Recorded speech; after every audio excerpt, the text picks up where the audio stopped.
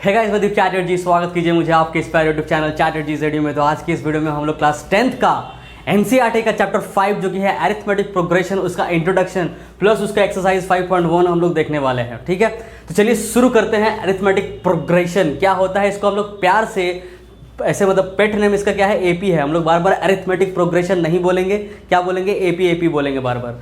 Chapter 5 है ये, NCERT का बहुत ही इंपॉर्टेंट टॉपिक है और आप लोगों के लिए ये नया है क्योंकि पिछले 9 तक आप लोग एपी बोल के कुछ नहीं पढ़े थे। तो ये एपी आप लोगों के लिए बिल्कुल नया है, बट यकीन कीजिए कुछ महीनों बाद या फिर कुछ दिनों बाद आपको ये चैप्टर सबसे ज़्यादा इजी लगेगा पूरे के पूरे क्लास 10 के जितने चैप्टर्स है मैथ्स में उससे रिलेटेड। ठीक है, सबसे ज़्यादा इजी चैप्टर लगने वाला है। तो शुरू करते हैं। क्या होता है देखिए, अरिथमेटिक प्रोग्रेशन। अरिथमेटिक का मतलब यहाँ पे क्या होता है कि कुछ नंबर्स का बात कर रहा है, कुछ नंबर्स का। ठीक है, और प्रोग्रेशन का मतलब क्या होता है, प्रगति होता है, प्रगति। समझ में आ रहा है, प्रगति। तो अरिथमेटिक का मतलब कोई नंबर्स का बात हो रहा है यहाँ पे, नंबर्स का या फिर किसी भी चीज़ का। देखिए प्रोग्रेशन यहाँ पे इस चैप्टर में प्रोग्रेशन का बात हो रहा है, और प्रोग्रेशन मतलब किसी भी चीज़ का मतलब आगे बढ़ना या पीछे जाना। प्रगति मतलब जो हम लोग बोल रहे हैं, प्रोग्रेशन का मतलब जो हम लोग प्रगति बोल रहे हैं ना, ये प्रगति जरूरी नहीं है कि आगे ही बढ़े। ये जो प्रगति हम लोग बोल रहे हैं इसका हिंदी वर्ड, ये हो सकता है आगे तरफ भी आगे बढ़ते चले, उसका डेवलपमेंट होता रहे, प्रगति होता रहे, और वो पीछे की तरफ बैकवर्ड भी जा सकता है। उसको भी हम लोग बोल सकते हैं प्रगति, इन द सेंस मतलब प्रगति हो रहा है बट पीछे की तरफ हो रहा है, ऐसा मतलब बोल सकते हैं।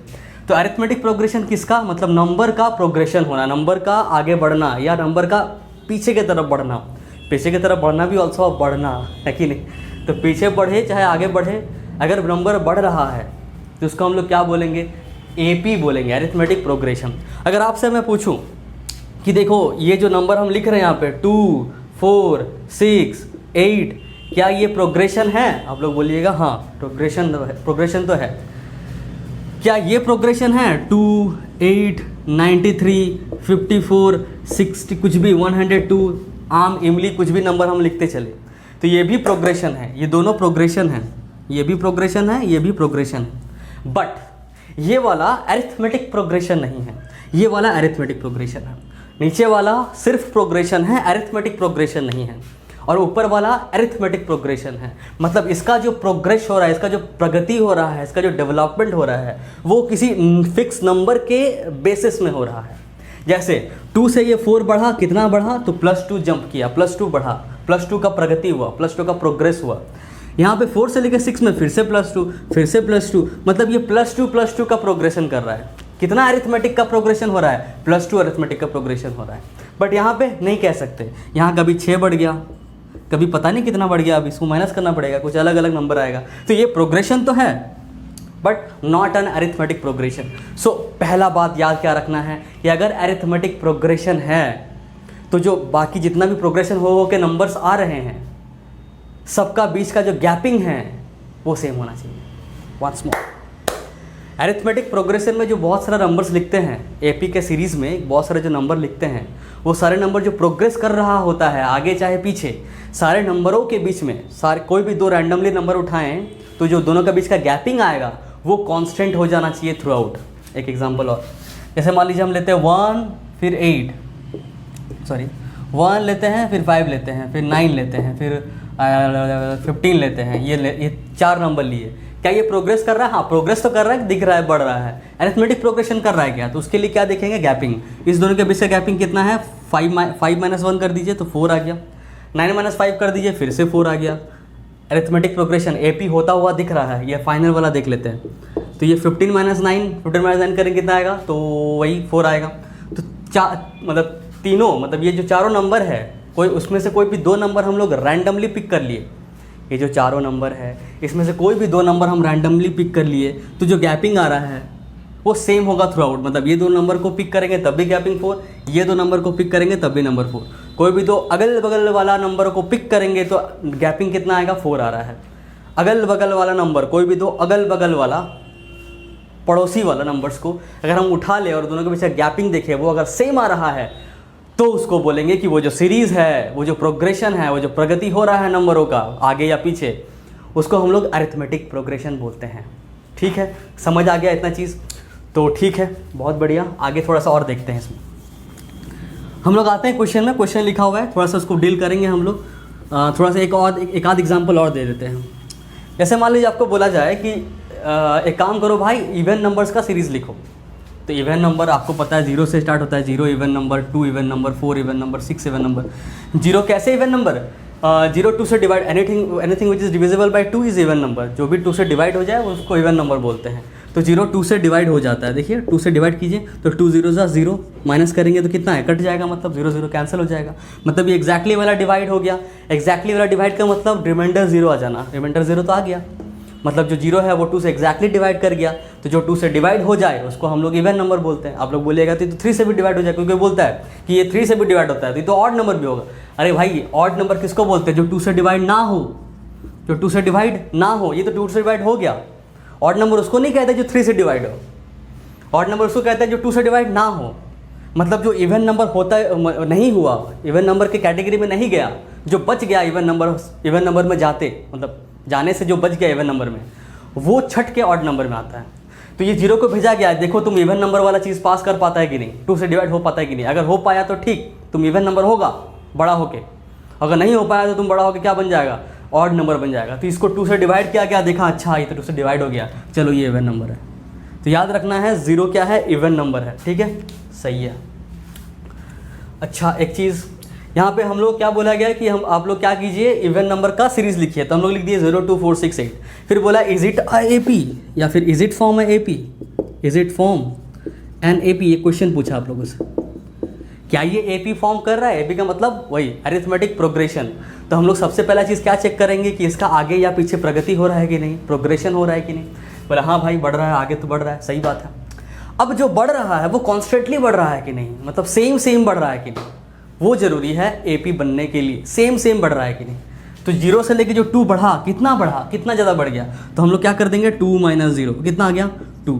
तो हाँ 0 से लेके जो 2 बढ़ा वो +2 बढ़ा। फिर 2 से लेके जो 4 बढ़ा वो कितना बढ़ा, तो कर देंगे नेक्स्ट माइनस प्रीवियस। क्या कर रहे हैं, नेक्स्ट जो भी है माइनस प्रीवियस। नेक्स्ट मतलब नेक्स्ट माइनस प्रीवियस मतलब उससे पहले वाला। तो 4 - 2 किए तो भी 2 आया, मतलब ये भी 2 से बढ़ रहा है। फिर से नेक्स्ट माइनस प्रीवियस कौन है 4, नेक्स्ट कौन था इसका 4 का, नेक्स्ट कौन था 6, प्रीवियस कौन है 6 का 4, तो इसका भी 2 आ गया, मतलब ये 2 बढ़ रहा है। मतलब पूरा का पूरा जो प्रोग्रेशन हो रहा है, इस नंबरों का, इस इवन नंबरों के सीरीज़ का, वो जो प्रोग्रेस कर रहा है वो सेम अमाउंट में प्रोग्रेस कर रहा है। और कोई भी प्रगति हो, कोई भी प्रोग्रेशन हो नंबरों का आगे तरफ या पीछे की तरफ, वो अगर सेम अमाउंट में आगे बढ़ते रहे या सेम अमाउंट में पीछे जाते रहे, तो उसको हम लोग क्या बोलते हैं, अरिथमेटिक प्रोग्रेशन बोलते हैं। तो हम लोग लिख देंगे यस इट इज़, या फिर इट फॉर्म एन AP। ये एक AP बना रहा है, ये जो इवन नंबर का सीरीज़ है ये एक AP बना रहा है। ऑड नंबर का बोलते तो वो भी बनाता, वो भी 2 का गैपिंग में है, 1 3 5 7, क्या है, कितना गैपिंग है 2, फिर कितना गैपिंग है 2, फिर कितना गैपिंग है 2। प्राइम नंबर का जो सीरीज़ है क्या वो AP में बना रहा है, तो देख लेते हैं। प्राइम नंबर, सबसे पहला प्राइम नंबर कौन होता है, तो 2 होता है। 2 इकलौता इवन प्राइम है। प्राइम नंबर किसको बोलते हैं, प्राइम नंबर बोलते हैं वो नंबर को जो सिर्फ और सिर्फ अपने आप से और 1 से डिवाइड हो और किसी से भी ना हो। ऐसा कोई भी नंबर जो सिर्फ और सिर्फ अपने आप से डिवाइड हो और 1 से डिवाइड हो और किसी से ना हो। तो 2 अपने आप से डिवाइड होता है, 1 से डिवाइड होता है और किसी से डिवाइड नहीं होता है, तो प्राइम नंबर। 3 है वैसा नंबर, 5 है वैसा नंबर, 7 है वैसा नंबर, 11 है ऐसा नंबर, 9 नहीं है, 9 3 से डिवाइड हो जाता है। 9 अपने आप से डिवाइड होता है, 1 से भी होता है, बट हम लोग क्या बोले थे कि अपने आप से और 1 से हो और किसी से ना हो। बट 9 अपने आप के और 1 के अलावा 3 से भी डिवाइड हो जाता है, तो वो प्राइम नंबर के कैटेगरी में नहीं आएगा। ऐसे ही 13 हो गया, सब सारा प्राइम नंबर है। तो ये तो इसका भी प्रोग्रेशन हो रहा है, यहाँ पे भी प्रोग्रेशन प्रगति है। अब देखते हैं कितना आगे बढ़ रहा है। यहाँ कितना आगे बढ़ा, तो 3 - 2 करेंगे तो 1 आ गया, 1 आगे बढ़ा। यहाँ पे 5 - 3 2, 2 आगे बढ़ा। यहाँ पे 7 - 5 फिर से 2 आगे बढ़ गया। अरे जो बढ़ रहा है यहाँ पे तो ठीक था 2 2, पर यहाँ पे 1 हो गया, मतलब कांस्टेंट नहीं है। चलो यहाँ पे देख लेते हैं। 11 - 4 तो 3 और 1 4,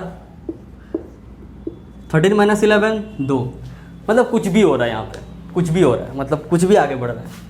क्या सेम हो रहा है, यहाँ नंबर, यहाँ का नंबर, यहाँ का नंबर, यहाँ का नंबर, यहाँ का नंबर, सब सेम है क्या? कोई भी 2 कॉन्जिक्यूटिव नंबर उठा रहे हो, दोनों के बीच का गैपिंग सेम आ रहा है क्या? कोई भी दो कॉन्जिक्यूटिव नंबर, अगर मेरा बात आपको फास्ट लग रहा है तो थोड़ा सा स्लो उसका ऑप्शन है 0.75 का स्पीड आप देख सकते हैं, या फिर 0.5 वगैरह करके जो भी बोलेंगे हम लोग वो देख लीजिएगा। अगर मेरा स्पीड आपको सही लग रहा है बोलने का वो तब तो ठीक है, और अगर बहुत ज़्यादा स्लो लग रहा है, किसी किसी को स्लो भी लग सकता है, तो फास्ट करने का ऑप्शन है, आपको पता होगा 1.5x 1.75x 2x तक आप देख सकते हैं। 2x देखिएगा तो आपका समय बचेगा और आपका मतलब हर चीज़ कंटेंट कंज्यूम करने का ताकत भी जल्दी जल्दी हो जाएगा, आपका समय बचेगा। तो 2x के स्पीड से देखने का कोशिश कीजिएगा, भले बाकी का वीडियोस हो सके देख सकिएगा, मेरा वीडियो थोड़ा सा ज़्यादा स्पीड हो जाएगा 2x स्पीड में, तो 1.5x तक देख सकते हैं ये स्पीड, इसको बढ़ा के, ठीक है।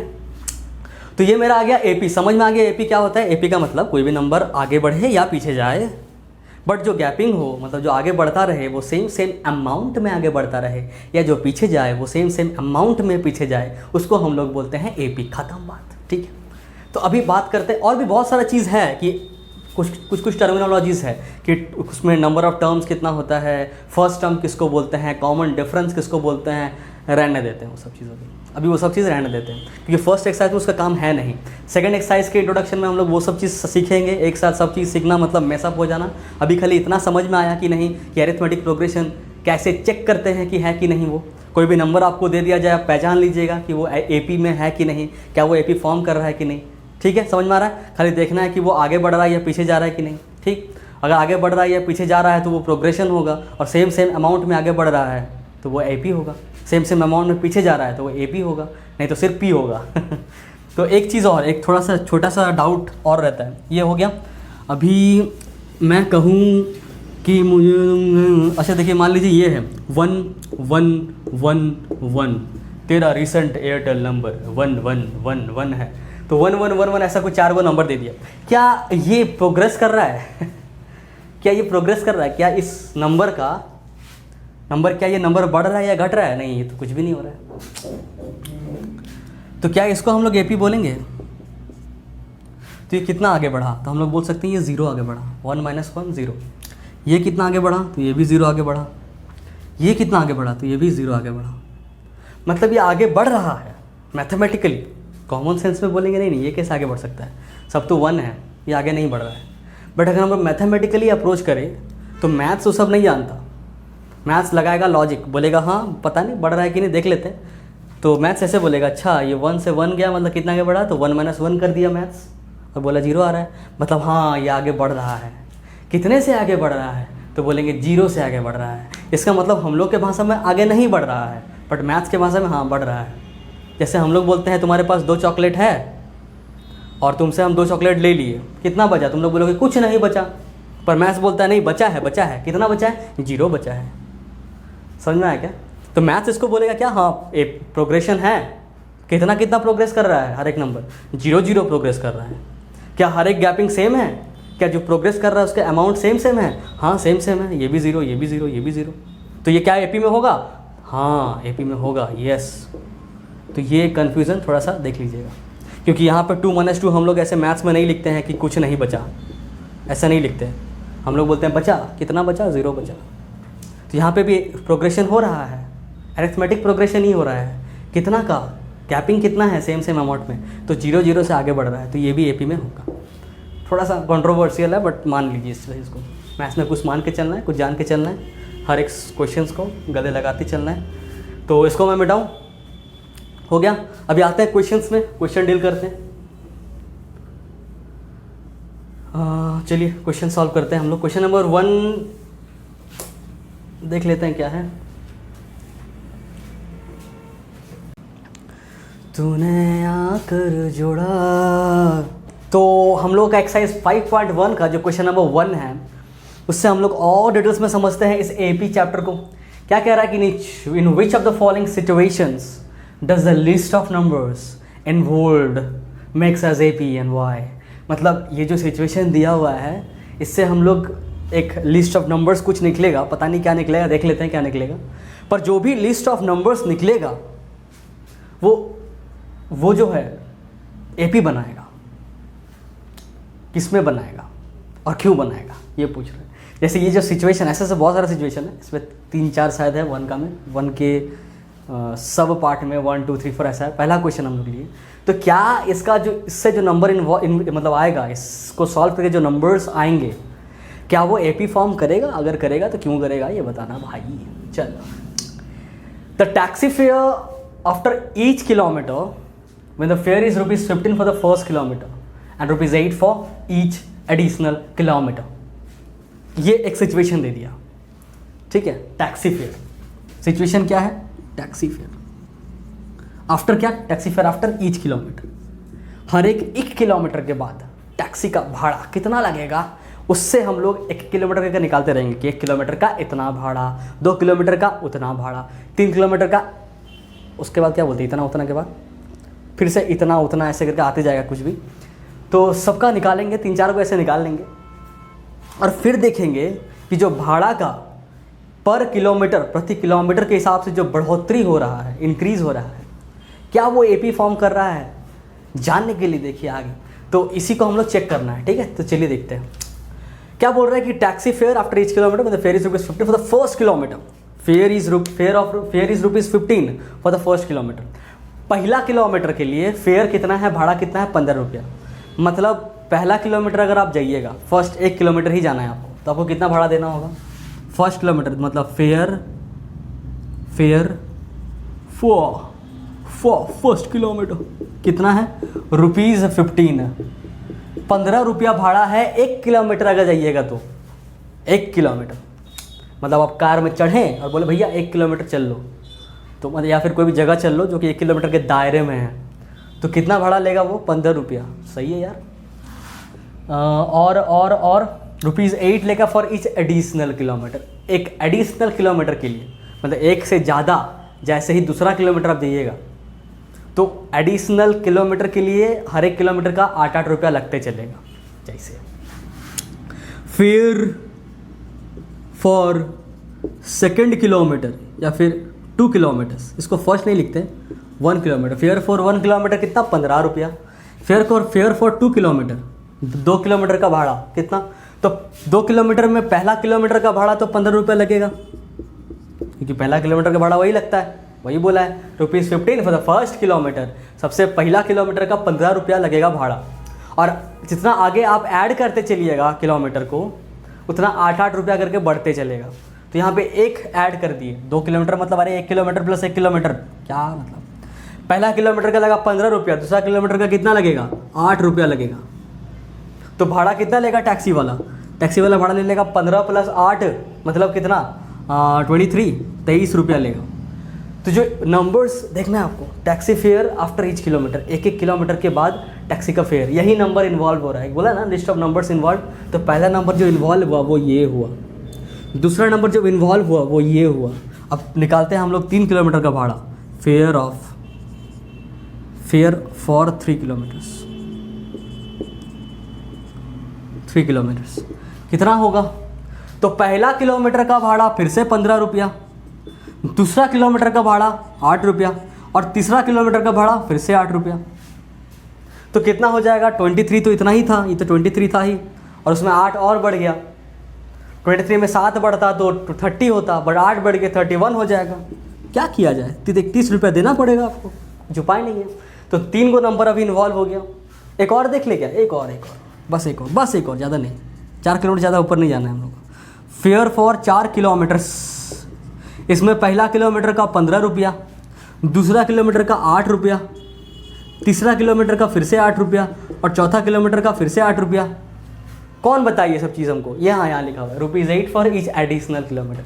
1 किलोमीटर के अलावा आप जितना भी किलोमीटर आप ऐड करते चलिएगा, ₹8 लगते चलेगा, इसलिए ₹8 लगाते चल रहे हैं। तो यहाँ तक 15 + 8 + 8 मतलब जो यहाँ आया था वो तो 31 है ही, ये 31 है ही, और प्लस 8 है। 31 + 9 40 होता, पर 8 है तो 40 से 1 रह जाएगा, 39 मतलब ₹39, 39 रुपीज़। तो द नंबर्स इन्वॉल्व, कितना नंबर इन्वॉल्व हुआ यहाँ पे? नंबर्स इन्वॉल्व या फिर फेयर इन्वॉल्व क्या क्या हुआ? तो हो गया ₹15, ₹23, ₹31, ₹39, ठीक है। तो ये सब नंबर इन्वॉल्व हुआ। अभी इसको बताना है कि क्या ये इन्वॉल्व जो हुआ नंबर, क्या ये एपी फॉर्म करेगा, क्या ये एपी है, बताइए। अगर है तो क्यों है वो बताना है। तो ये 15 से प्रगति हो रहा है, प्रोग्रेस हो रहा है, मतलब प्रोग्रेशन तो है, पी तो है, एपी है कि नहीं देखना, एपी एपी एपी। तो यहाँ पे 15 प्लस 23, 15 से ये 23 बढ़ रहा है, कितना टाइम, मतलब कितना ज़्यादा हो रहा है, मतलब 23 माइनस 15 कर दीजिए, 23 माइनस 15 कितना आएगा, तो चेक कर लीजिए 8 आएगा। मतलब ये कितना बढ़ा, 8 बढ़ा प्लस 8।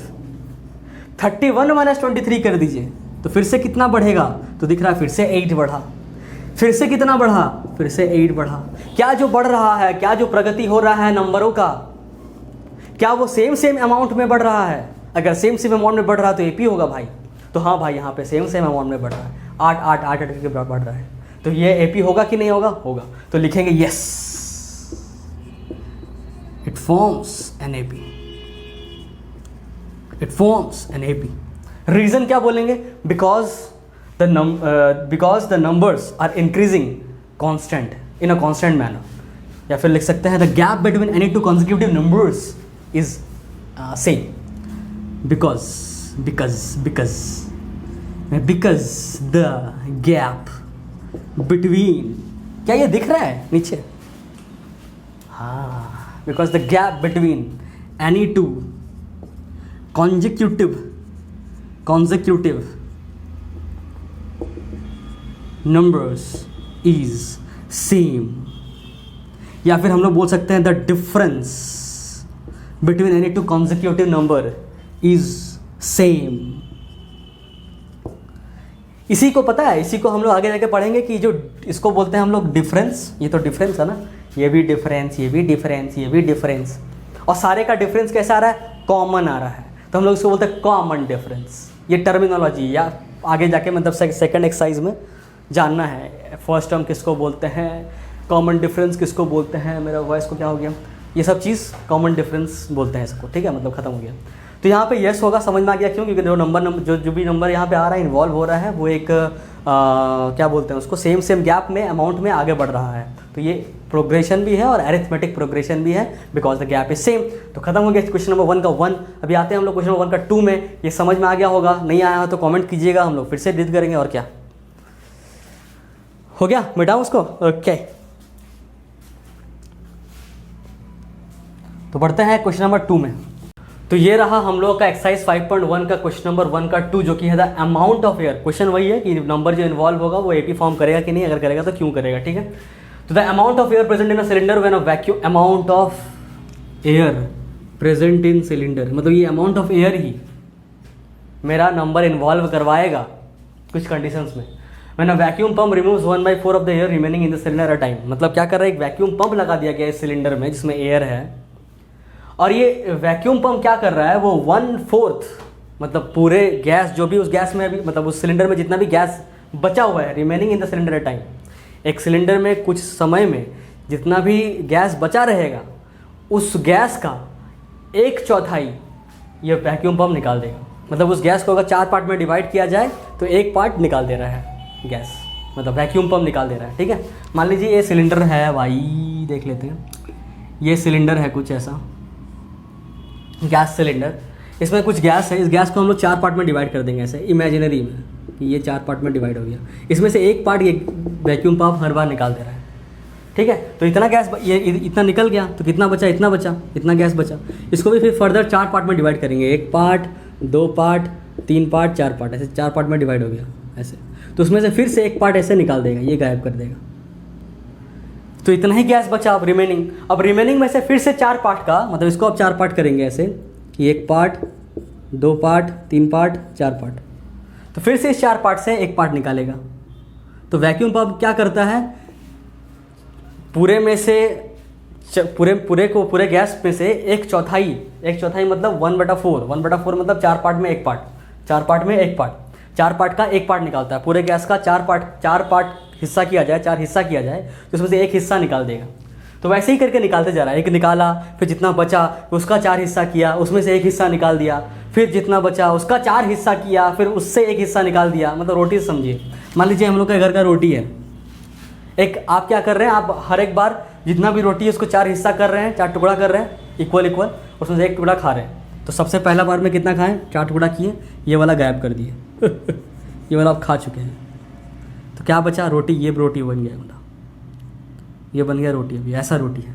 अब इसके बाद क्या कीजिएगा, जो रिमेनिंग है, ये जो रोटी रिमेनिंग बचा है, इसका 4 टुकड़ा इक्वल कीजिएगा और उससे खाइएगा 1 टुकड़ा, मतलब इससे अब ऐसे 4 टुकड़ा हो जाएगा ऐसे कुछ 4 टुकड़ा हुआ है, 1 2 3, अरे ऐसे कैसे, ऐसे इक्वल 4 टुकड़ा हुआ। अब इसमें से आप फिर से 1 टुकड़ा खा गए, ये वाला टुकड़ा खा गए, तो ये 3 टुकड़ा बचा, इसको आप फिर से जोड़ दिए, मान लीजिए कैसे भी करके, पता नहीं कैसे, इसका आप 3 टुकड़ा किए ऐसे, सॉरी 4 टुकड़ा किए। अब इसमें से फिर 1 टुकड़ा फिर से खा गए, मतलब अब हर बार क्या कर रहे हैं, रिमेनिंग का जितना बचा हुआ है उतने का 1/4 खा जा रहे हैं, 1/4 निकाल दे रहे हैं, वैक्यूम पर मतलब निकाल दे रहे हैं 1/4 जब भी बोलेंगे इसका मतलब 4 पार्ट का 1 पार्ट, ठीक है। चलिए बहुत बढ़िया, ये तो कॉन्सेप्ट समझ में आ गया। अभी करते हैं काम। शुरुआत में मान लेते हैं सिलेंडर में initial volume of cylinder, initial volume of cylinder कितना मान लेते हैं, तो V मान लेते हैं, V लीटर्स। सबसे पहला बार में कितना निकाला, अमाउंट ऑफ एयर, सबसे पहले अमाउंट ऑफ एयर, देखिए AP हम साथ में लिखते चल रहे हैं। सबसे पहला जो नंबर इन्वॉल्व हुआ वो है V, क्योंकि अमाउंट ऑफ एयर बोला है प्रेजेंट इन अ सिलेंडर, तो सबसे पहले कितना प्रेजेंट था, V प्रेजेंट था ये माने। तो वैक्यूम पंप कितना निकाला, इसका 1/4 निकाल दिया, मतलब एयर पम्प्ड आउट कितना, तो 1/4 ऑफ V। तो रिमेनिंग एयर कितना बचा, रिमेनिंग एयर कितना बचा, तो V था पहले, इससे निकल गया माइनस, कितना निकला, तो इतना निकल गया 1/4 V। तो कितना हो जाएगा, यहाँ पे 1 है कुछ नहीं है, तो एलसीएम लेंगे 4 आएगा, यहाँ पे 4V माइनस V इक्वल हो जाएगा 3V/4। ये मेरा दूसरा रिमेनिंग क्या बोला है, amount of air present in a cylinder. शुरुआत में इतना प्रेजेंट था, अभी एक बार पंप आउट किया कौन, वैक्यूम पंप, तो इतना बचा। तो अभी सिलेंडर में कितना है, इतना है 3V/4। पहले इतना था, फिर कुछ निकला, इतना पार्ट 1/4 पार्ट निकला, फिर अभी सिलेंडर में कितना है, अभी इतना है। अभी इसी का फिर से क्या करेगा, इसी जितना है रिमेनिंग इसका फिर 1/4 निकालेगा, मतलब फिर air again pumped out, air pumped out फिर से करेंगे, एयर पम्प्ड आउट, तो 1/4 ऑफ क्या, यहाँ पे 1/4 ऑफ जितना था 1/4 ऑफ V, यहाँ पे 1/4 ऑफ जितना है, कितना है अभी 3V/4, 1/4 ऑफ द रिमेनिंग, देखिए लिखा हुआ है 1/4 of the air remaining in the cylinder. तो 1/4 ऑफ मतलब होता है इनटू, तो यहाँ पे लिखेंगे इनटू द रिमेनिंग, पहले रिमेनिंग था V, तो 1/4 V हुआ, अभी रिमेनिंग कितना है, ऑफ का मतलब इनटू रिमेनिंग कितना बचा है 3V/4, तो उसको लिखे हैं। तो इसमें कितना हो जाएगा 3V/16, मतलब इतना पंप आउट कर देगा, इतना में से इतना निकल गया, तो बचा कितना, रिमेनिंग कितना बचा, फिर से रिमेनिंग निकालते हैं, रिमेनिंग कितना हुआ अभी, तो इतना था 3V-4, इससे निकल गया, कितना निकला, ये वाला पार्ट 3V/16 निकल गया, तो कितना हो जाएगा, तो 4 और 16 का एलसीएम आएगा यहाँ पे 16 को डिवाइड करेंगे 4 से आएगा 4 3 12, मतलब 12V माइनस, फिर यहाँ पे 3V जैसा है वैसा हो जाएगा, 12V माइनस 3V कितना हो जाएगा 9V/16, ठीक है। तो नेक्स्ट हम लोग का रिमेनिंग कितना आया सिलेंडर में इतना गैस बचा हुआ है 9V/16। अब इस तरह से कुछ बढ़ते जा रहा है, हम लोग इस दोनों का माइनस करके देख लेंगे और इस दोनों का माइनस करके देख लेंगे, ये गैप और ये गैप अगर सेम आता है तो हम लोग बोलेंगे एपी में है, वरना बोलेंगे एपी में नहीं है, it does not form an AP, ठीक है। पर यही क्या है, air present, amount of air present, जो अभी लिख रहे हैं यहाँ पे नीचे, वो है amount of air present at different time, at different point of time. तो पहले 3V-4 करते हैं, यहाँ बगल में कहीं रफ में करते हैं 3V/4 माइनस V, तो हो जाएगा 3V-4V/4, तो जाएगा -V/4, मतलब ये आया घटा है, घटा कितना, तो -V/4 घट गया। ये प्रगति हो रहा है, प्रोग्रेशन हो रहा है, बट पीछे की तरफ हो रहा है, ये उल्टा जा रहा है, पहले ज़्यादा था फिर कम हुआ फिर और कम हुआ ऐसे। फिर ये करते हैं 9V/16 माइनस 3V/4, 16 आ जाएगा एलसीएम, हो जाएगा यहाँ पे 9V, 4 जा तो यहाँ हो जाएगा 12V, मतलब हो जाएगा -3V/4, मतलब ये गैपिंग आ रहा है -3V/4, मतलब जो गैप आ रहा है वो सेम नहीं आ रहा है, पहले इतना ही घटा, कितना घटा, पहले V/4 घटा, बाद में कितना घटा 3V/4 घट गया, मतलब ये घट तो रहा है बट सेम अमाउंट में नहीं घट रहा है, तो ये does not form an AP, it does not form an AP as the difference is not common, या फिर the difference is not same. ठीक है, दैट्स इट। ये है क्वेश्चन नंबर 1 का 2 खत्म। थोड़ा सा ये पेचीदा होता है। क्या किया हम, पहले वॉल्यूम ऑफ सिलेंडर V मान लिए, फिर हमको पता है 1/4 निकालता है रिमेनिंग का, तो 1/4 ऑफ रिमेनिंग कर दिए, तो 1/4 V आया, मतलब इतना निकल चुका है गैस। तो कितना बचा, रिमेनिंग अगर कितना है, तो पहले था इतना, इससे ये जो निकल गया वो माइनस कर दिए, तो इतना बचा, तो इसको भी लिख दिए यहाँ पे। फिर इसका 1/4 किए, तो इसका 1/4 इतना होता है, मतलब इतना फिर से निकल गया इतना में से, तो रिमेनिंग कितना बचा, इतना माइनस इतना, वही कर दिए, तो ये आया। तो ये मेरा दूसरा सिलेंडर, मतलब next time third time cylinder में इतना गैस बचा। इसका फिर हम लोग एपी है ये पता करने के लिए क्या किए, डिफरेंस निकाले, ये माइनस ये, next minus previous, next minus previous, next minus previous, तो करते गए ऐसे नेक्स्ट माइनस प्रीवियस, तो 2 वैल्यू आया, एक -V/4 एक -3V/4। मतलब पहले पता चला कि ये घट रहा है इतना से, फिर पता चला उतना से, अलग अलग नंबर हो गया, कांस्टेंट नहीं है, सेम नहीं है डिफरेंस, तो हम लोग बोल देंगे एपी में नहीं होगा। ठीक है, ये हो गया क्वेश्चन नंबर 1 का 2। आते हैं क्वेश्चन 1 का 3 में। तो ये है हम लोग एक्सरसाइज 5.1 का क्वेश्चन नंबर 1 का 3, जो कि the cost of digging a well after every metre of digging. मतलब जो नंबर इन्वॉल्व होगा वो इससे आएगा, cost of digging of well, cost of digging a well. When it cost ₹150 for the first meter and rises by ₹50 for each subsequent meter, यही है। तो first metre, पहला मीटर, कॉस्ट ऑफ डिगिंग पहला metre, first metre कितना होगा, तो ₹150 लगेगा। कुछ नहीं बोला है, बोला है कि एक कुआं खोदना है, 1 मीटर 2 मीटर 3 मीटर से करके खोदते जाना है। अगर पहला 1 मीटर खुदवाएंगे कुआं हम, 1 मीटर, बस 1 मीटर, तो कितना लगेगा, ₹150 लगेगा, ₹150 लगेगा। और आगे जितना भी मीटर जाएंगे, खोदते जाएंगे, जैसे 2 मीटर खोद रहे हैं, तो पहला मीटर का तो लग गया ₹150, और नेक्स्ट मीटर का कितना लगेगा, ₹50 ओवर एक्टिंग का, सॉरी ओवर खुदाई का। ठीक है, मतलब हर एक ओवर खुदाई का ₹50 कटते चलेगा। ठीक है, तो cost of digging first metre ₹150 देगा हो जाएगा, और कॉस्ट ऑफ फिर डिगिंग सेकेंड मीटर, तो पहला मीटर का ₹150 देगा, और दूसरा मीटर का ₹50 काट, मतलब एक्स्ट्रा कितना रुपये लगेगा, ₹200 लगेगा। तो जो नंबर इन्वॉल्व हो रहा है वो 150 हो रहा है पहले, फिर हो रहा है ₹200, फिर थर्ड के लिए कितना लगेगा वो देख लेते हैं। तो फिर से ₹150 देगा, फिर ₹50 ओवर एक्टिंग का काटेगा, फिर ₹50 ओवर एक्टिंग का काटेगा, मतलब ओवर डिगिंग का, तो होते जाएगा कितना, ₹250 देगा। तो इतना होते जा रहा है। तो नंबर इन्वॉल्व क्या क्या हो रहा है, नंबर इन्वॉल्व हो रहा है 150, 200, 250, 150, 200, 250, ऐसे चलते जा रहा है। देखते हैं एपी में है कि नहीं। तो पी में तो है, प्रोग्रेशन तो हो रहा है, नंबर देख रहे हैं सेम आ रहा है कि नहीं। 200 माइनस 150 कितना हो जाएगा, 50।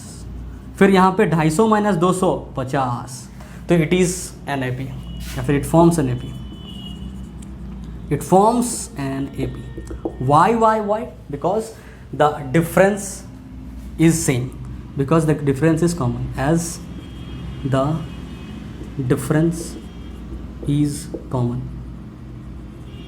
ठीक है, as the difference is common, that's it. ये हो गया मेरा क्वेश्चन नंबर 1 का 3। आते हैं क्वेश्चन नंबर 1 का 4 में, जो कि हम लोग का लास्ट क्वेश्चन। चलिए, तो ये हम लोग एक्सरसाइज 5.1 में क्वेश्चन नंबर 1 का 4। इसमें भी वही चीज़ पूछ रहा है कि एपी फॉर्म करेगा कि नहीं। इसमें बोल रहा था amount of money in account every year, ये इसका नंबर इन्वॉल्व निकालना है, amount of money in account every year. When 10,000 is deposited at CI at 8% per annum, जब 10,000 डिपॉजिट किया गया बैंक में at CI compound interest at 8% पर annum। Compound interest में अगर आप लोग को याद हो तो जो अमाउंट का फॉर्मूला होता था वो होता था amount equals to P1 + R/100 का पावर N। ये होता था फॉर्मूला ए का, अमाउंट का। ए मतलब अमाउंट मतलब क्या है पता है क्या?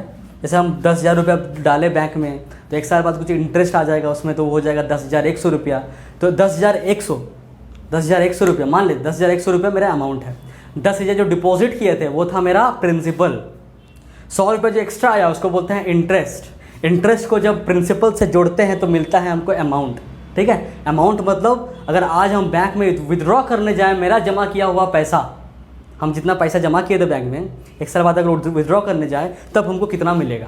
हम आज 1000 जमा करके आए, ठीक है, आज 1000 जमा करके आ गए, और 1 साल बाद गए तो निकाले जब तो देखिए 1010 रुपया हो गया या फिर 1100 रुपया हो गया। तो वो जो 100 है एक्स्ट्रा अमाउंट, वही मेरा इंटरेस्ट आया उस 1000 में। और जो हम टोटल 1100 रुपये निकाल रहे हैं, 1000 प्लस 100 1100 होता है, तो 1100 जो निकाल रहे हैं ये मेरा अमाउंट है। मतलब 1000 प्रिंसिपल में 100 रुपीज़ लगा इंटरेस्ट आया, इंटरेस्ट 1 साल में, और जो अमाउंट निकला वो उस प्रिंसिपल को और अमाउंट इससे इंटरेस्ट को हम जोड़ दिए तो हो गया मेरा अमाउंट। बस ठीक है, प्रिंसिपल को और इंटरेस्ट को जोड़ने पे अमाउंट आता है। बट फॉर्मूला डायरेक्टली क्या होता है, P 1 + R/100 का पावर n, जहाँ पे A का मतलब अमाउंट है, P का मतलब प्रिंसिपल,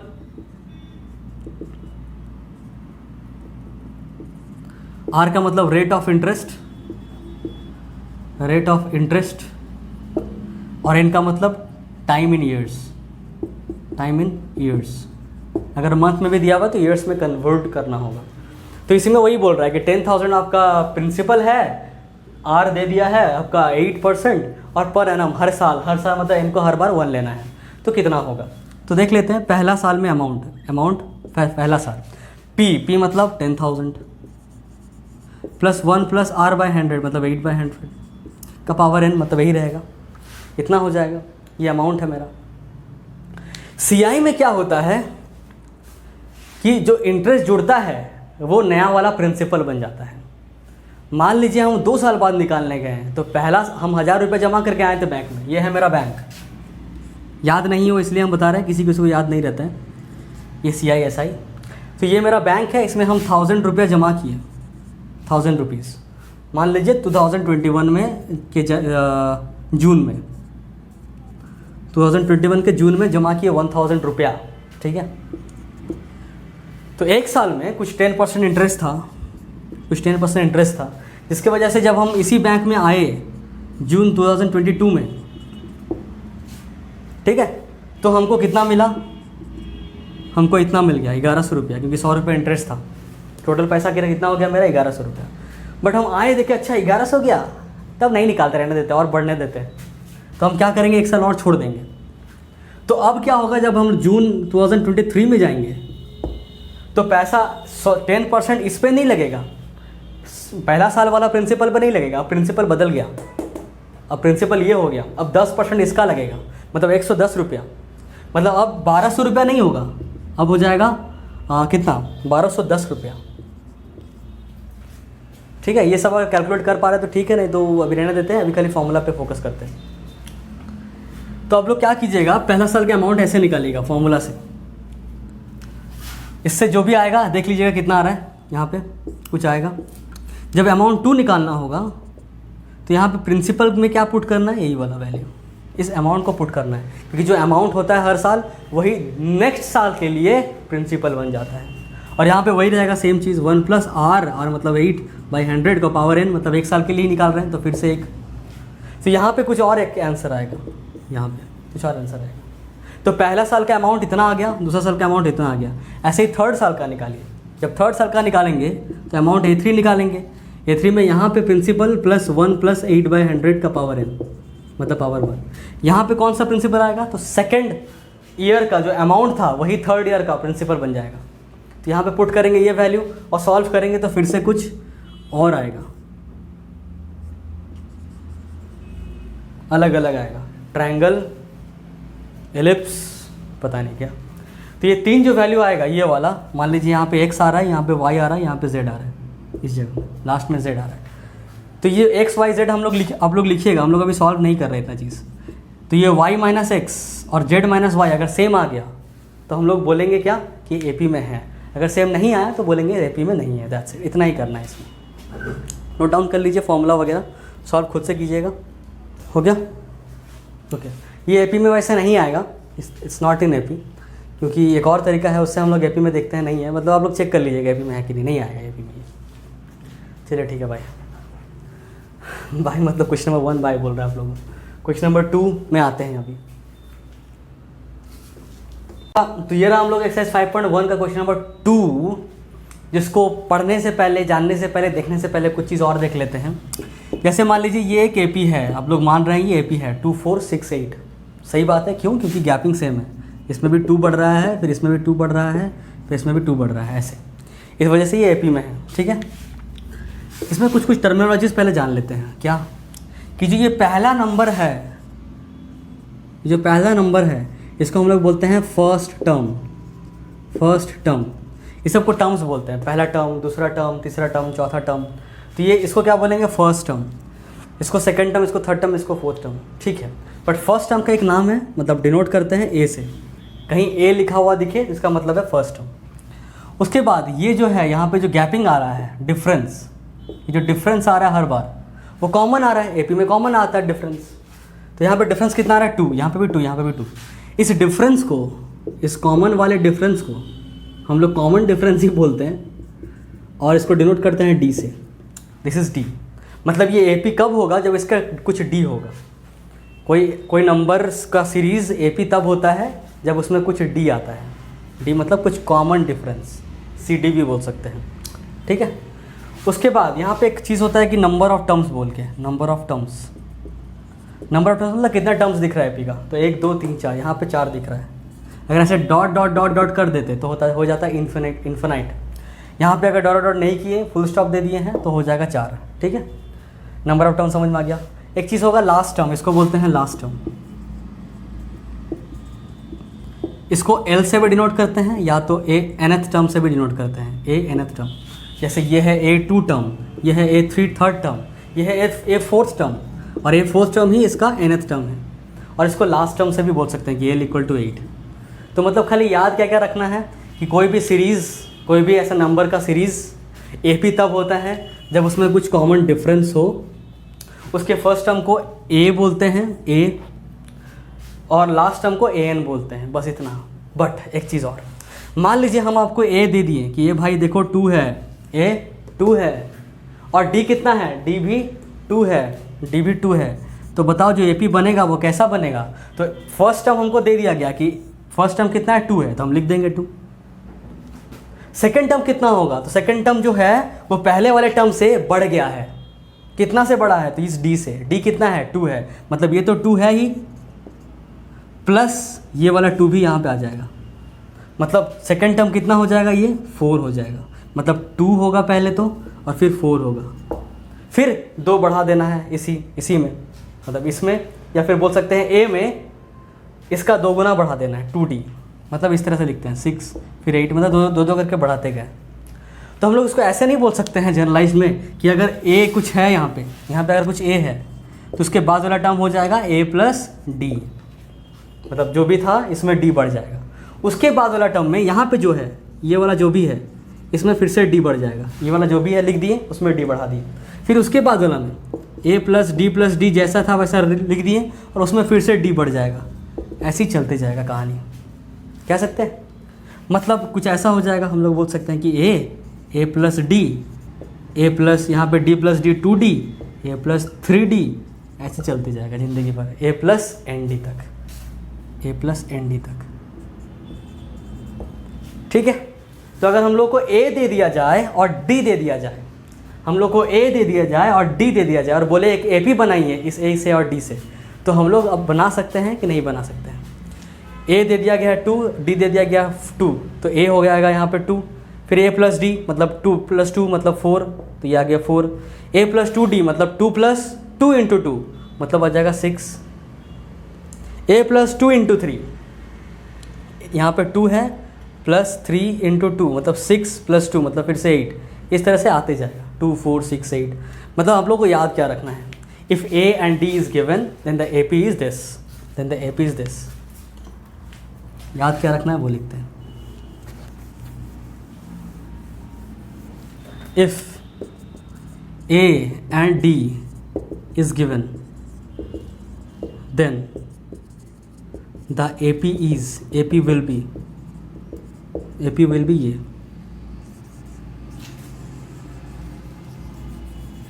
a + d, सॉरी पहले a + d, a + 2d, a + 3d, a + dot dot dot चलते जाएगा a + nd तक, बस इतना ही है। तो अब बनाते हैं हम लोग ये क्वेश्चंस को, ये चीज़ को और अच्छे से समझने के लिए। पहले हम ऊपर वाले चीज़ को मिटा रहे हैं, यहाँ ये वाला रहने देते हैं, ये सबको हटाते हैं। तो यहाँ पे देखिए सबसे पहला वाला क्वेश्चन का, दूसरा वाला क्वेश्चन का क्या है? 1 नंबर। वो देख लेते हैं। पहले बोला क्या है, देखिए right first 4 terms of an A P. पहला 4 टर्म्स पता है, टर्म्स किसको बोलते हैं, हाँ। तो पहला 4 टर्म लिखना है एपी का, अगर first term A and the common difference D are given as follows. तो नंबर 2 का नंबर 1 दिया हुआ है कितना, A equal to 10 D equal to 10। तो ए पी कितना हो जाएगा, ए पी तो ये होता है ए कॉमा ए प्लस डी कॉमा ए प्लस 2d कॉमा ए प्लस 3d। और 4 टर्म लिखना है तो 1 टर्म 2 टर्म 3 टर्म 4 टर्म हो गया, ठीक है। तो हम लोग क्या कर देंगे, ए लिख देंगे पहले, ए कितना है 10 है, देखिए ए 10 है। उसके बाद 10 प्लस डी मतलब 10 प्लस 10 दूसरा टर्म। तीसरा टर्म ए 10 प्लस 2 इंटू डी कितना है 10। फिर 10 प्लस ए प्लस 3d मतलब 10 प्लस 3 इंटू डी मतलब 10। तो मेरा कितना आ जाएगा 10 20, यहाँ पे 10 प्लस 20 2 इंटू 10 20 20 प्लस 10 30, फिर 3 10 30 प्लस 10 40। तो ये मेरा आंसर हो जाएगा 10 20 30 40। डायरेक्टली भी कर सकते हो आप लोग कि ए है, चलो डी 10 बढ़ाते चलते हैं, डी 10 है मतलब 10 बढ़ाते चलते हैं, 10 बढ़ा दिए 10 बढ़ा दिए 10 बढ़ा दिए बढ़ाते गए। एक करते हैं ऐसा, नंबर दूसरा वाला करते हैं, समझ में आ गया होगा, इजी है, कुछ खास है नहीं। नंबर 2 का 2 करते हैं। नंबर 2 का 2 बोल रहा है क्या कि a दिया हुआ है -2, d दिया हुआ है 0। अरे तो पहला टर्म तो -2 हो जाएगा, और बढ़ाना कितना है इसको आप आगे, या फिर घटाना कितना है, 0 घटाना है, मतलब -2 फिर -2 फिर -2। कब तक लिखेंगे, तो पहला 4 टर्म लिखना है, 4 टर्म लिख दिए, ये आंसर यही चीज़ शुरुआत में बताए थे हम कि ये भी AP है। Third question, a equal to 4 दिया हुआ है और d इक्वल टू -3 दिया हुआ, मतलब ये घट रहा है। तो पहला तो 4 हो जाएगा, फिर 3 घटा दीजिए, 3 घटा दीजिएगा तो 4 - 3 कितना हो जाएगा 1, फिर 1 - 3 -2 -3 -5, ये आंसर, ठीक है। ये घट रहा है, माइनस का मतलब ये घट रहा है, 3 घट रहा है। आते हैं नंबर 4 में। नंबर 4 में लिखा हुआ है a इक्वल टू -1 और d इक्वल टू आधा। तो पहला टर्म हो जाएगा -1 और फिर बढ़ते जा रहा है आधा आधा, मतलब -1 में प्लस कर देंगे हाफ, कितना आएगा देख लेते हैं। 2 LCM 1 2 2 2 -1 -2 प्लस इधर 1 तो हो जाएगा -1/2, मतलब उसके बाद आएगा -1/2। -1/2 से आधा और बढ़ाएंगे, मतलब -1/2 में प्लस कर देंगे आधा तो हो जाएगा 0, तो नेक्स्ट आएगा 0। 0 में आधा बढ़ाएंगे तो आधा ही रह जाएगा। तो ये आ गया मेरा AP 4 गो, -1 -हाफ 0 हाफ, ठीक है। सबके बीच का गैपिंग कितना है, तो यही हाफ आएगा। A कितना है, -1 है, समझ में आ रहा है। मतलब हम कुछ नहीं कर रहे हैं, पहले A लिख दे रहे हैं और उस A में पहले D ऐड कर दे रहे हैं, जितना आएगा वो सेकंड टर्म में फिर D ऐड कर दे रहे हैं तो आ जा रहा है मेरा थर्ड टर्म में फिर D ऐड कर दे रहे हैं तो आ जा रहा है मेरा 4th term, and so on and on and on, ठीक। नंबर 5 वाला करते हैं।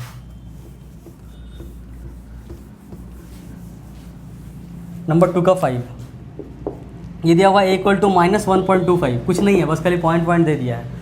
d इक्वल टू कितना है -0.25, अच्छा ठीक। तो सबसे पहला टर्म क्या होगा, -1.25। नेक्स्ट टर्म क्या होगा, तो इसमें इतना घटा देना है, मतलब -1.25 माइनस कर देना है 0.25, कितना आएगा, तो माइनस तो प्लस होता है तो प्लस करना पड़ेगा। 5 + 5 10, 2 + 2 4 और 1 5 और 1 + 0 1, और माइनस तो लगेगा ही, मतलब -1.25 था, अभी कितना हो गया -1.50। फिर -1.50 में माइनस कर देंगे क्या 0.25। इसमें वो नहीं कीजिएगा कि माइनस करके माइनस है फिर से माइनस, वो नहीं, माइनस बोला है तो माइनस करना है, नहीं तो कुछ नहीं बोलता। प्लस में होता तो प्लस करते हैं। 0 + 5 क्योंकि माइनस करते प्लस है, साइन माइनस का होता है भले। 0 + 5 5, 2 + 5 7, 1 + 0 1, 1.75 आया, -1.75। एक और टर्म लिखना है, मतलब -1.75 में फिर से माइनस कर देना है 0.25 को, देख लेते कितना आ रहा है। 5 + 5 फिर से 10, 7 + 2 9, 9 + 1 10 फिर से, और फिर 1 कैरी, 1 + 1 2 + 0 2, मतलब -2 आ रहा है। -1.25, -1.50, -1.75 और -2 इज़ आवर आंसर ऑफ 2 का 5। That's it. ये हो गया क्वेश्चन नंबर 2 पूरा। बढ़ते हैं हम लोग क्वेश्चन नंबर 3 में। तो ये रहा हम लोग का एक्सरसाइज 5.1 का क्वेश्चन नंबर 3, जो कि है for the following APs right the first term. मतलब सबका ए बताना है कितना होगा, और सबका एंड द कॉमन डिफरेंस, सबका डी बताना है कितना होगा। बस इतना ही करना है। अच्छा, ये तो बोल दिया है कि फॉर द फॉलोइंग एपीज, मतलब ये सब एपी में है। मतलब हमको चेक नहीं करना है कि ये माइनस ये पहले करते हैं, फिर ये भी माइनस ये करते हैं, फिर ये भी माइनस ये करते हैं, देखते हैं सेम सेम आ रहा है कि नहीं, उतना नहीं चेक करना है। कोई भी एक माइनस कर देंगे और डी बता देंगे। चेक कब करते हैं, जब पूछे कि एपी में है कि नहीं बताइए, तब देखते हैं जो डिफरेंस आ रहा है वो कॉमन आ रहा है कि नहीं आ रहा है। बट ये जब बोल ही दिया एपी में है तो हम लोग एश्योर हैं कि ये एपी में है, डिफरेंस जो भी आएगा कॉमन आएगा। तो कोई भी नेक्स्ट उठा के उसके प्रीवियस से माइनस कर देंगे, मेरा सी डी निकल जाएगा, मतलब कॉमन डिफरेंस निकल जाएगा, मतलब डी निकल जाएगा। तो सबसे पहला वाला में बोला है 3 1 -1 3, इसका ए कितना होगा? सिंपल सा बात है, ए मतलब फर्स्ट टर्म होता है, फर्स्ट टर्म दिख रहा है 3 है। डी कितना होगा? डी होगा 1 -3 कर देते हैं, 1 -3 कितना आ जाएगा? -2। तो ये मेरा आंसर 3 एंड -2। ए आ गया 3, डी आ गया -2। दूसरे वाले का समझ में आया? क्या किए? 1 -3 कर दिए। आप ये माइनस ये भी कर सकते हैं, -1 -1 तो भी आ जाएगा -2, ठीक है, तो भी -2 आएगा। आप ये भी कर सकते हैं कि -3 -1 तो भी आ जाएगा -3 माइनस प्लस और इधर -2, सेम आएगा बार बार, सॉरी +1 और -2। तो हम लोग कोई भी करेंगे रैंडमली, क्योंकि एपी में है, बोल दिया गया क्वेश्चन में। क्वेश्चन नंबर 2 में कर देखते हैं हम। क्वेश्चन नंबर 2 में ए कितना हो जाएगा? तो -5 हो जाएगा, सिंपल साफ क्लियर दिख रहा है। डी कितना हो जाएगा? तो डी निकालने के लिए क्या करते हैं हम लोग? तो नेक्स्ट वाला के साथ माइनस करते हैं प्रीवियस वाला जो कि है -5, तो हो जाएगा -1 + 5 मतलब हो जाएगा 4, मतलब डी कितना आ गया? 4, ए आ गया -5। आंसर। नंबर 3 वाला करते हैं। नंबर 3 वाला में ए साफ दिख रहा है, कोई दिक्कत नहीं है इसमें, तो 1/3। डी निकालने के लिए क्या करेंगे? नेक्स्ट मतलब 5/3 है, उसको माइनस करेंगे प्रीवियस वाले से, मतलब 1/3 वाले से, तो हो जाएगा कितना? 3, तो एलसीएम आ जाएगा, 5 - 1 हो जाएगा, इधर आ जाएगा 4/3, मतलब डी कितना आ गया? 4/3। डी आ गया 4/3, ए आ गया 1/3। ये दोनों मेरा आंसर। ये आ गया क्वेश्चन नंबर 3 का 3। क्वेश्चन नंबर 3 का 4 करते हैं, एक लास्ट वाला जल्दी से, कुछ दिक्कत तो है नहीं इसमें। क्वेश्चन नंबर 3 का 4 क्या हो जाएगा? तो ए हो जाएगा सिंपल साफ क्रिस्टल क्लियर 0.6 आंसर, ये दिख रहा है। और डी निकालने के लिए क्या करेंगे? नेक्स्ट माइनस प्रीवियस, मतलब 1.7 - 0.6। 1.7 से 0.6 अगर माइनस करते हैं तो 7 - 6 इधर 1 और 0.1 - 0 1, मतलब 1.1 आता है, तो डी आ गया 1.1। ये मेरा दूसरा आंसर खत्म। ये हो गया क्वेश्चन नंबर 3, और इसमें समझने लायक कुछ था नहीं। बढ़ते हैं क्वेश्चन नंबर 4 में। तो कोई एक्सरसाइज 5.1 का क्वेश्चन नंबर 4 है, which of the following are AP, जिसमें कि 1 से लेकर 15 तक बहुत सारा है। हम लोग एक मेथड देखेंगे कैसे करते हैं, और कुछ क्वेश्चंस और देख लेंगे, बाकी सब आप लोग खुद से कीजिएगा। अगर डाउट आता है तो इसी वीडियो के नीचे आप लोग लिखिएगा इस तरह से कि 4 का, और यहाँ पे लिख दीजिएगा कितना नंबर, 4 का, ऐसे 4 का 1 2 3 जो भी होगा आप लोग इसको लिख दीजिएगा। मैं उसको अलग से बना दूंगा किसी वीडियो में, ठीक है, कोई दिक्कत नहीं है, कोई लोड नहीं है।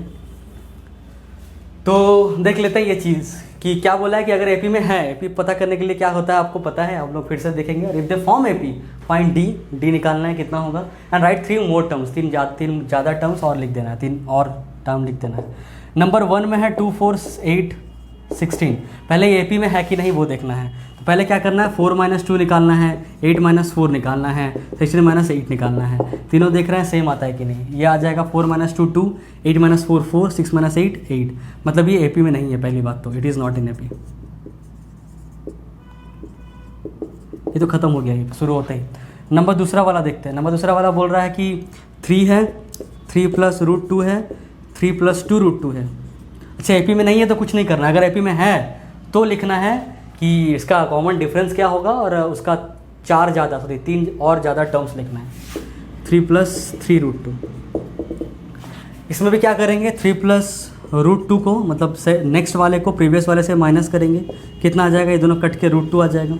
फिर इसको माइनस करेंगे इससे, 3 + 2 √2 माइनस करेंगे 3 + √2 से, ब्रैकेट खुलेगा तो यहाँ पे ये माइनस हो जाएगा, तो ये 3 कट जाएगा, 2 को √2 से 1 को √2 माइनस हो जाएगा, तो हो जाएगा 1 √2।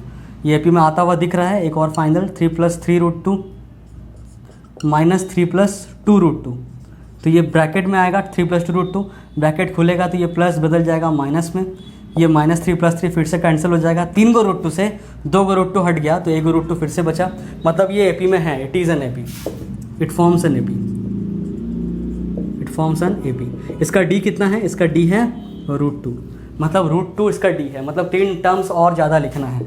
क्या लिखेंगे, इसमें √2 ऐड करते जाएंगे, इसमें √2 ऐड कर देंगे, 3 + 3√2, 3 + 3√2 में √2 ऐड कर दिए तो हो जाएगा 3 + 4√2, मतलब इसका नेक्स्ट टर्म कितना होगा, इसका नेक्स्ट टर्म होगा 3 + 4√2, और √2 ऐड करेंगे तो 3 + 5√2, एक और √2 ऐड करेंगे तो 3 + 6√2, मतलब यही 3 टर्म हम लोग को लिखना था एक्स्ट्रा।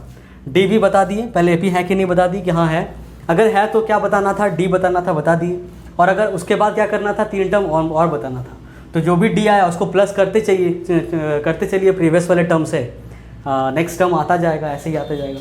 A 2A 3A है, इसको देखते हैं, A 2A 3A 4A, तो इसमें क्या करेंगे, इसमें है नंबर 10 वाला ही है, A 2A 3A 4A, 2A - A करेंगे तो A आएगा, 3A - 2A करेंगे फिर से A आएगा, 4A - 3A करेंगे तो फिर से A आएगा, मतलब इट फॉर्म्स एन एपी, मतलब एपी है।